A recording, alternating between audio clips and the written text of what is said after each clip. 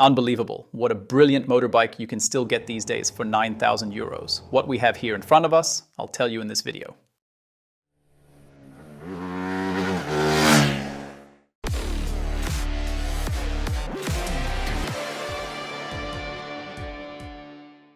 Suzuki SV-7GX. So this is a motorbike where I say it absolutely belongs in the big highlight category among the new models for 2026, even if it has arrived a little late, because Suzuki has found its way back here to the good old virtues. For me, Suzuki has always been a brand with an excellent price-performance ratio. Never cheap in the bad sense, but affordable, and with this bike, they have really put a proper gem on the table. Why is that? I have to say, this Suzuki SV-7GX is a motorbike that has been given an incredibly good balance in many, many ways. And since I already mentioned the price in the intro, I have to say straight away, how have they managed that price? I think they have included features exactly where it matters to people that those features are on board. They built those features in, and wherever Suzuki thought, okay, maybe we can save a bit here, they left the features out and didn't pack in any useless glitter. And that is how this fantastic price comes about. For example, included here is a genuinely good bidirectional quickshifter for both upshifts and downshifts. And Suzuki has not simply bolted on a quickshifter and called it a day. Instead, this old, well-developed engine, which has been made Euro 5 compliant, Euro 5 Plus, has had its operation revised, gears and so on, newly done, so that it works well with the quickshifter, or the other way around. The shifting really is buttery smooth, like on a thoroughly modern engine. At the same time though, the thing has remained affordable. And what you have here is an engine that has already been sold 500,000 times. So I really don't think there should be any teething troubles or first-year issues here. Everything should work. And it is a similar story with the display, for example. As part of the display package, you still get the connection to the phone app, where you can very easily and very neatly have the navigation shown with arrows to the next petrol station or back home. It probably does not replace a full navigation system. In everyday use, you will most likely mount your smartphone here. And you also have a USB-C socket here to charge the smartphone. But in bad weather, or for a short bit of navigation, this turn-by-turn navigation, this arrow guidance really is a good, compact solution. Those are also things where they have delivered exactly where it matters. And of course there is the fact that they still have a heart here for this famous V-twin engine. Sure, it would have been easy simply to say, look, let's go with a platform strategy. We have a really good twin-cylinder parallel twin. You all know it from Suzuki's 800 models. But no, here they really made a conscious decision and said, okay, there are fans of V-twin engines. And a V-twin engine still has its place, as long as you use its advantages exactly where they count. That is what they have done here. V-twin engines are not cheap units, not as affordable as the twin-cylinder parallel engines, because of course there is more metal involved here. That is logical, and it also means more effort in manufacturing the engine, but it has one really fantastic advantage, which I will come to in a moment.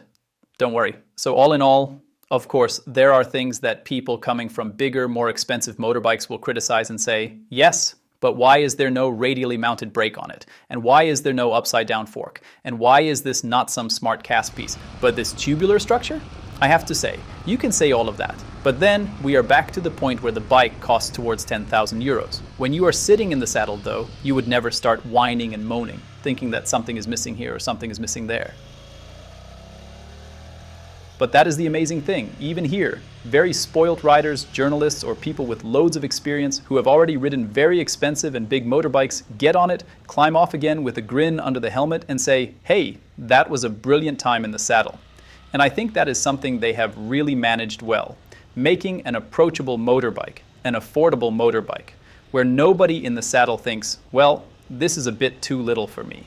Now we come to the second point where they have found a really good balance. That is the balance between accessibility, how easy it is to ride, but still never being boring.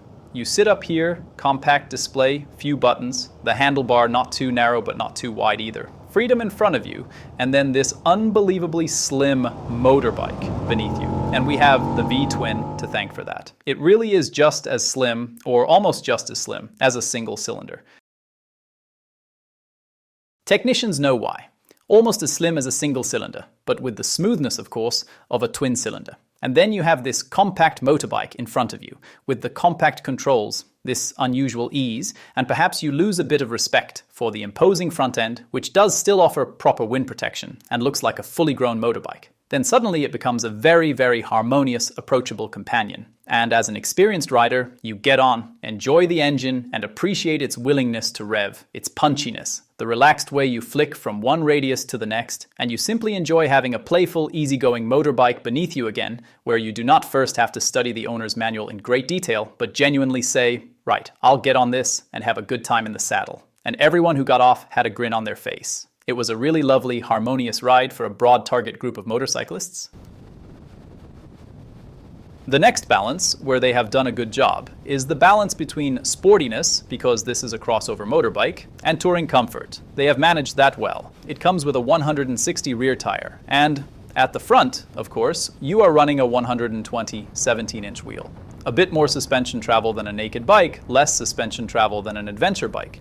You sit up there and you can already see, of course, for me, as I am 183, 184, I am not quite sure. Right now, I have a fairly sharp knee angle, and with the higher seat, it is comfortable, and for a day's ride, it works wonderfully. I would say if you are over 188, this motorbike is too small for you overall, even with the high seat. But it is a good approach, because with the low seat, smaller riders can also get on with it well, people who normally tend to struggle with taller-built motorbikes. And that is how they have managed to create an agile, sporty, easygoing motorbike that is still accessible to a very broad target group. Let us have a look at a few little details. I do have to criticize something as well, otherwise people will say it is all just praise again. So this luggage rack is standard and can be metallized, so to speak. That is commendable. It is a proper unit where you can really strap your luggage on securely, top box, whatever. Certainly very universal as well, all good. But of course it is very functional. Let us call this tubular structure functional. It also looks as if it would survive the next 100 years. That makes an impression on people who value stability and quality. Another thing is, when you look at the specs, you are clearly over 200 kilos. And then there is always that saying, yes, as soon as you are moving, you do not feel it anymore. And the bike suddenly becomes really light. That is true here as well. But you still have to maneuver the motorbike. So if you are a very compact rider, perhaps a bit wary of weight, then this motorbike is still not as easy to handle and not as easy to maneuver either as a Gladius or an SV-650. You can feel the extra weight. And it is also the case that in this class there are other motorbikes that may be a little lighter as well. And that is something you do notice. In the saddle, while riding, you do of course notice that one of its trump cards plays out nicely. This compactness, thanks to the V-twin, is something that really gives you confidence while riding and feels harmonious. And I also think that inexperienced riders and people who are not exactly the biggest experts will quickly place their trust in this motorbike. That is genuinely a major asset that they have integrated well here. What is also worth mentioning is the front end, which you may already know from other sport touring models, from the GX for example, which is designed in a similar way. The headlight looks a bit modest. According to Suzuki though, it is bang up to date and should also be well designed. Apparently, even when leaned over, thanks to the design they have used here, it should offer good light output. But I could not try that. We were riding the whole time in astronomically brilliant sunshine. And what they have also done here is technically solved in a simple way, but still adjustable in 3 stages. The screen can be adjusted via different screw positions here. So again, less effort, big effect. You can set your screen in different positions, just as you want it. And there is also a second screen option, which is another 4 centimeters taller, and you can fit that as well. When you sit here in the saddle and then think about who I can recommend this motorbike to, I have to say, I have all my neighbors and friends in mind, the ones who keep asking me which motorbike they should buy, and I think the Suzuki SV-7GX, for free, we have got a record mark because I could recommend it to almost all of my neighbors and friends except 2.